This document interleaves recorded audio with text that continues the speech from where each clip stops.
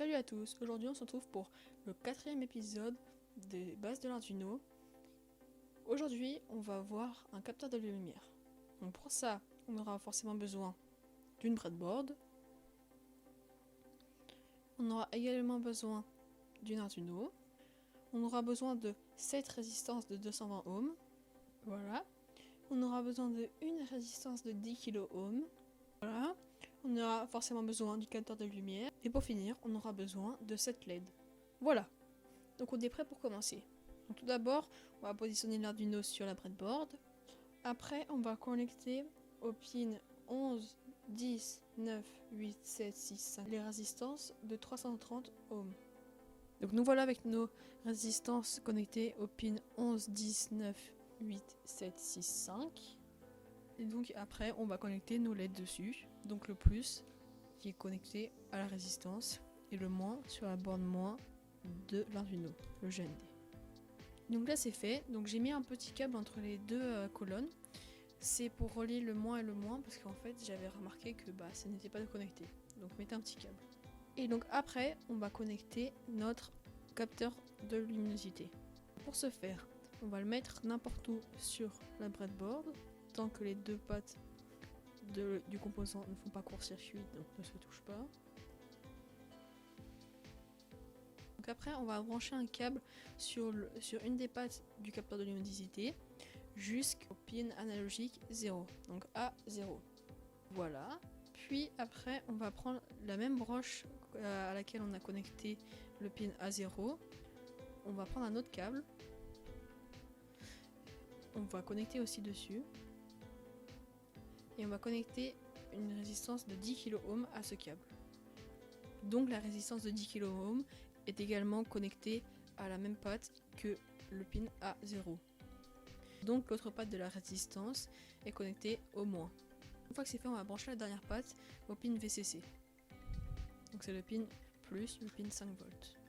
Une fois qu'on a fait ça, on peut brancher notre Arduino à notre PC.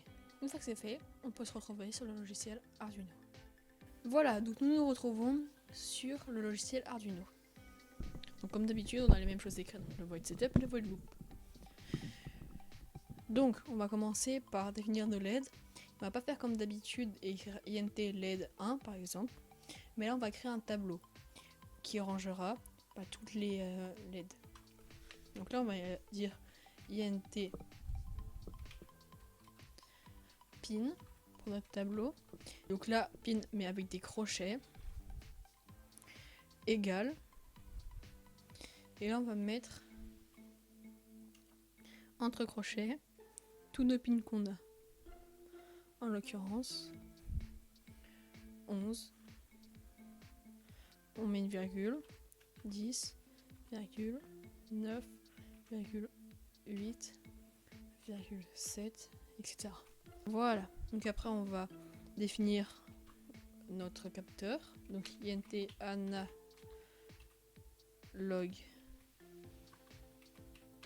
pin. Si j'arrive à écrire. Là on va écrire à 0. Pour le pin analogique 0. Donc là on va voir une nouvelle fonctionnalité. C'est la fonction. Donc pour créer une fonction, on écrit void. Donc c'est comme pour void setup et void loop. Et là on écrit le nom de notre fonction. Donc là on va écrire contrôle LED par exemple. Et on va mettre entre parenthèses, on va ouvrir des accolades. Donc là c'est la même syntaxe que pour void setup et void loop. Sauf que ici entre parenthèses on va mettre des paramètres. Donc en l'occurrence on va définir value. Donc on aurait pu mettre int value ici, donc là, et mettre juste value ici. Mais sauf que c'est plus pratique de mettre comme ceci. Donc dans notre fonction, on va écrire donc ce qu'on veut. Donc en l'occurrence, on va dire que nos LED s'allument en fonction de notre capteur de luminosité. Donc pour faire ça, on va utiliser map. On l'avait déjà vu dans le dernier épisode. Donc on va écrire int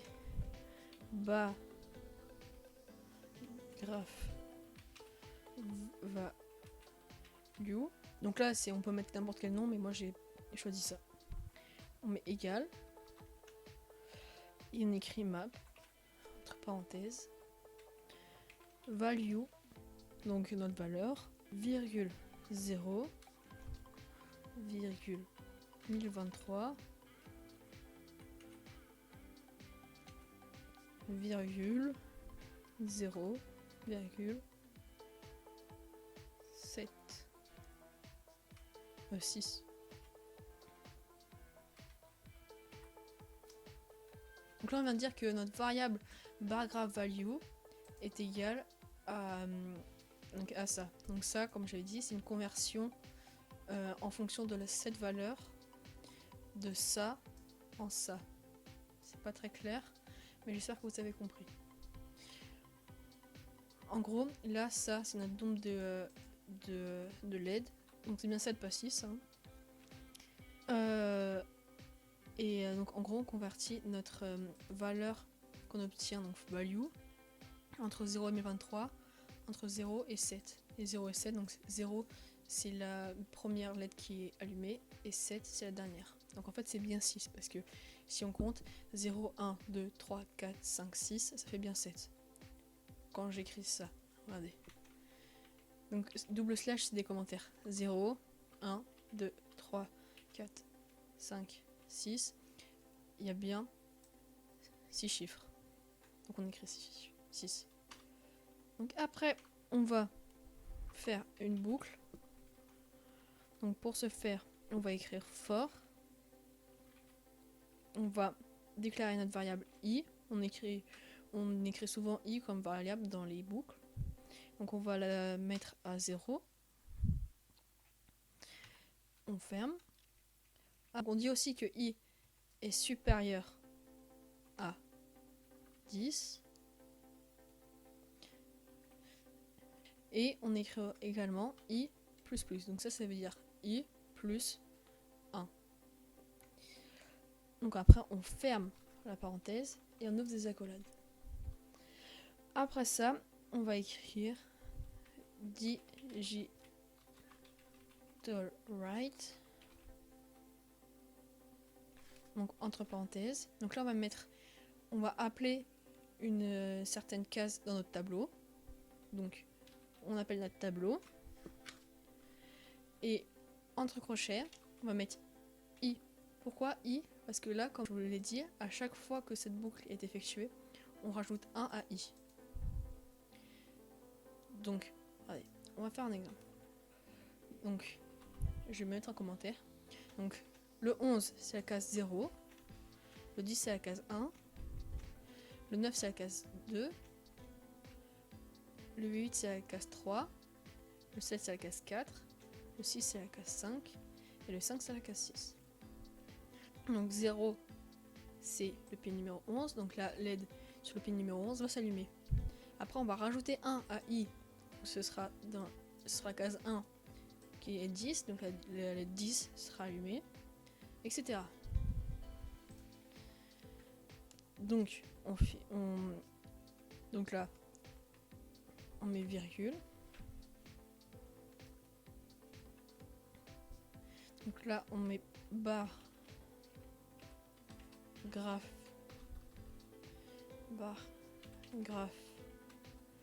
ça veut bien value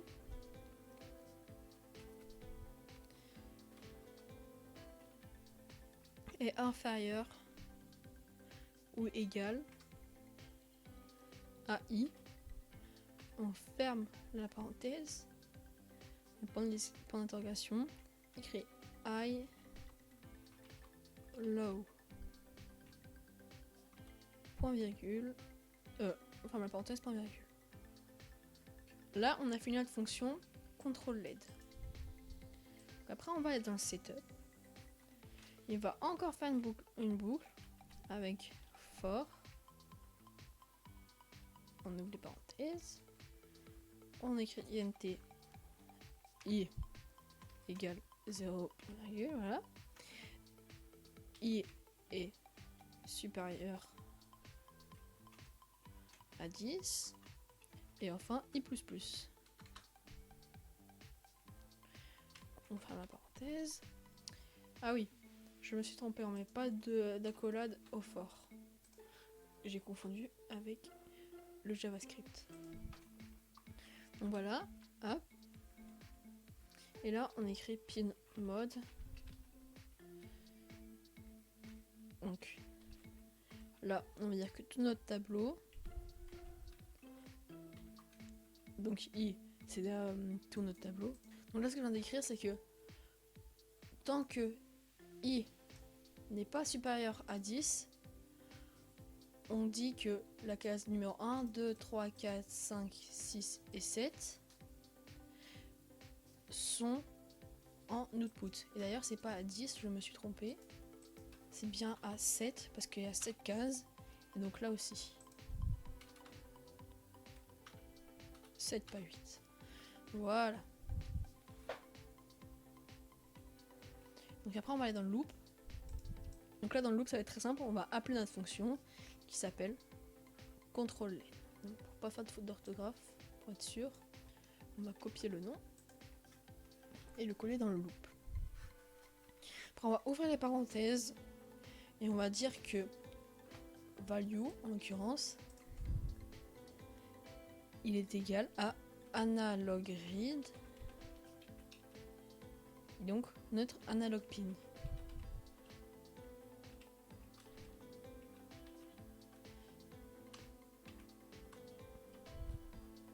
Donc on ferme toutes les parenthèses et voilà. Donc si je récapitule, au début on définit notre tableau qui s'appelle pin avec tout ça, donc une LED sur le pin 11, 10, 9, 8, 7, 6, 5, voilà. Après on définit notre capteur de lumière sur le pin A0, donc après on crée une fonction qui s'appelle control LED avec comme paramètre value. Dans la fonction on dit que paragraphe value est égal à ceci, donc la conversion entre nanana. Donc on dit après que tant que I est inférieur à 7, on met une LED de plus allumée. Après, donc on rentre dans le setup, on dit que tant que I est inférieur à 7, on dit que tous ces pins là sont en reçoivent des informations, en l'occurrence allumé ou éteint. Puis après on appelle la fonction avec control LED, analog read, analog pin, donc ça c'est le paramètre. Donc ça là, analog read, analog pin, ça veut dire qu'on lit ce que le capteur de lumière nous envoie. Voilà, donc là on peut sauvegarder notre projet. Paf. Capteur de lumière enregistré. Après on peut vérifier sur la bonne carte, donc là encore c'était pas la bonne, donc Arduino Nano sur le port comme 6, nickel. On vérifie le code, donc là c'est bon, il y a tout qui fonctionne bien. On téléverse, donc là voilà, donc je vais vous montrer comment ça fait. Donc voilà, là on peut voir que quand il n'y a pas beaucoup de lumière, il n'y a qu'une LED d'allumée. Mais quand il y a beaucoup de lumière, on voit rien. Mais quand il y a beaucoup de lumière, donc là on voit qu'il y a plus de LED qui sont allumées. On voit pas très bien la caméra, mais je pense que vous voyez à peu près. Voilà. Et donc quand il n'y a pas beaucoup de lumière, il n'y en a bien qu'une qui est allumée. Donc j'espère que cette vidéo vous aura plu. Sur ce, je vous dis à la prochaine pour une nouvelle vidéo. Surtout, n'hésitez pas à vous abonner à cette chaîne YouTube, ça me ferait extrêmement plaisir. J'ai aussi un Discord, vous pouvez le rejoindre, il est dans la description. Sur ce, je vous dis à la prochaine.